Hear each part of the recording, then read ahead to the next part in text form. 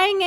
இன்னைக்கு வியாழக்கிழமை மத்தியானங்க. நிறைஞ்சு லைஃப் ஸ்டைலில் வந்து என்ன லஞ்சுன்னு பார்த்தீங்கன்னா முட்டை குழம்பு தாங்க.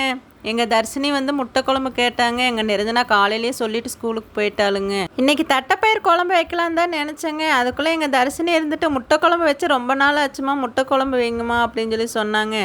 எங்கள் நிரஞ்சனா கொண்டே ஸ்கூலில் கொண்டே கொடுத்துட்டு வரணுங்க.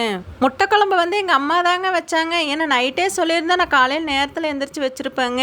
எங்கள் அம்மா காலையில் தட்டைப்பயிர் போடலாம் அப்படின்னு சொல்லி பேசிகிட்டு இருக்கையில் எனக்கு முட்டை குழம்பு தான் வேணும்னு சொல்லிட்டு எங்கள் நிரஞ்சனாவும் தர்ஷினியும் சொன்னாங்க. முட்டை இல்லைங்க, கடைக்கெல்லாம் போய் வாங்கிட்டு வரையில லேட்டாகிடுச்சுங்க. அதனால் எங்கள் அம்மாவை வைக்க சொல்லிட்டு நிரஞ்சனா கொண்டே ஸ்கூலில் விட்டுட்டு நானும் வேலைக்கு போயிட்டேங்க. எங்கள் அம்மா வந்து முட்டை, மீன், சிக்கன் இதெல்லாம் சாப்பிட மாட்டாங்க. சாப்பிட்டா மட்டன் மட்டும்தாங்க சாப்பிடுவாங்க. அதனால் எங்கள் அம்மா கலவை தக்காளி மட்டும் வணக்கிட்டாங்க. நீங்களாம் சாப்பிட்டாச்சாங்க? உங்கள் வீட்டில என்னங்க குழம்பு? சரி பாருங்க, நீங்களும் சாப்பிடுங்க. நானும் சாப்பிட்டு வேலைக்கு கிளம்பிட்டேங்க. சரி பாய்ங்க.